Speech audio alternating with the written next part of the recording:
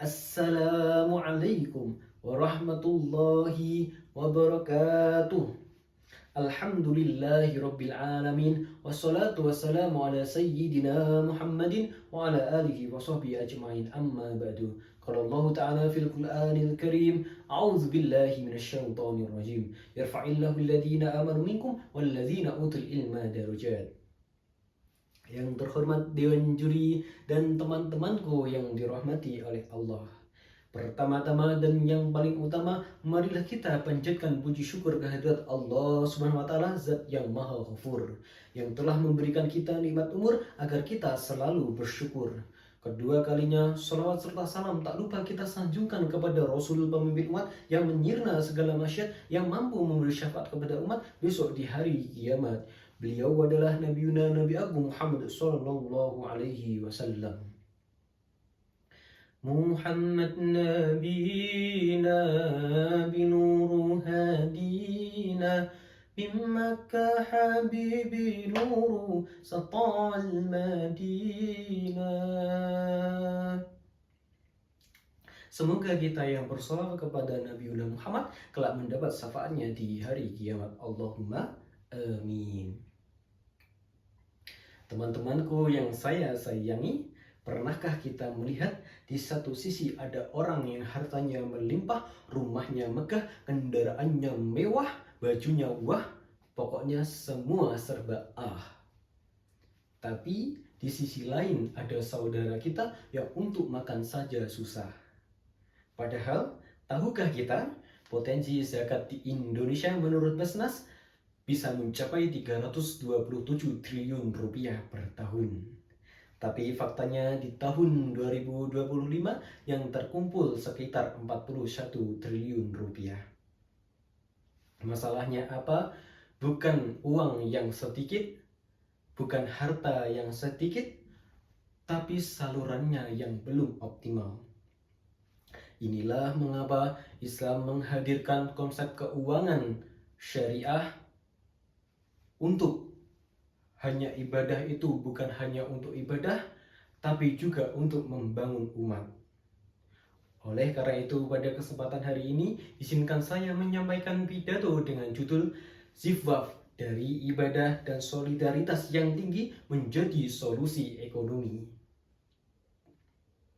Teman-temanku yang dirahmati oleh Allah, Allah Subhanahu wa taala berfirman dalam Quran surat At-Taubah ayat 103 yang berbunyi, A'udzu billahi minasyaitonir rajim. Bismillahirrahmanirrahim. Khudz min amwalihim shadaqatan tutahhiruhum wa tuzakkihim biha wa shalli 'alaihim. Inna salataka sakanun lahum wallahu sami'un 'alim. Yang artinya, ambillah zakat dari harta mereka guna menyucikan dan membersihkan mereka, dan doakanlah mereka karena sesungguhnya doamu adalah ketentraman bagi mereka.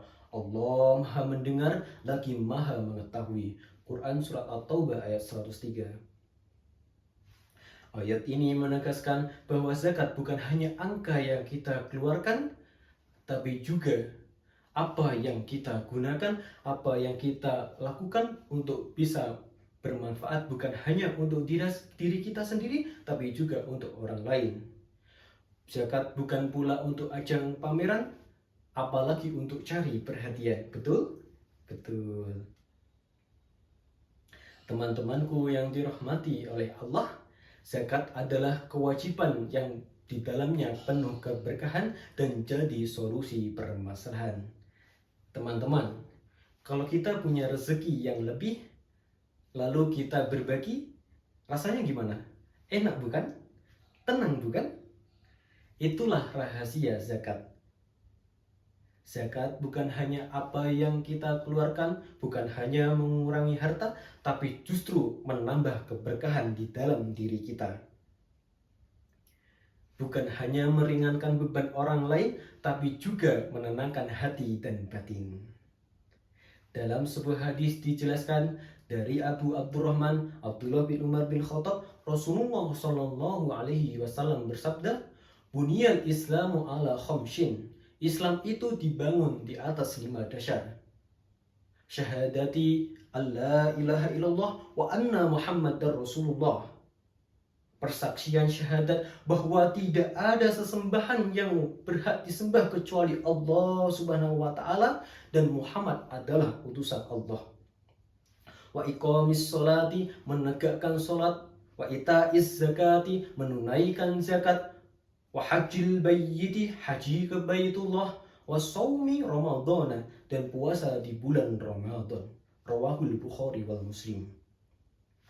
Hadis ini menegaskan bahwa zakat bukan hanya tambahan sampingan, tapi zakat merupakan salah satu pilar utama bangunan keimanan.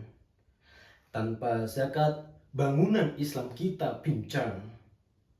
Karena zakat bukan hanya ibadah kita kepada Allah, tapi juga ibadah kita kepada sesama. Zakat bukan hanya ibadah spiritual, tapi juga ibadah sosial. Teman-temanku yang aku sayangi, marilah kita menunaikan zakat dari diri kita sendiri dengan menggunakan rumus 3S. Yang pertama, S-nya sadar. Yang kedua, S-nya sisihkan. Yang ketiga, S-nya salurkan. Itulah cara kita untuk belajar. Yang pertama, sadar. Karena zakat itu bukan pilihan, tapi kewajiban. Yang kedua, sisihkan. Walau sedikit, insya Allah jadi bukit. Yang ketiga, salurkan. Jangan sembarangan, pilihlah lembaga resmi seperti Basnas dan lainnya agar manfaatnya bisa tersampaikan. Demikian apa yang dapat saya sampaikan, semoga bermanfaat buat kita semua. Jalan-jalan ke Surabaya, pulangnya beli kue serabi. Jangan lupa tunaikan zakat ya, agar hidup kita penuh berkah ilahi. Cukup sekian, undur makola, walatangdur mangkola. Lihatlah apa yang disampaikan, jangan lihat siapa yang menyampaikan. Billahi taufiq wal hidayah. Wassalamualaikum warahmatullahi wabarakatuh.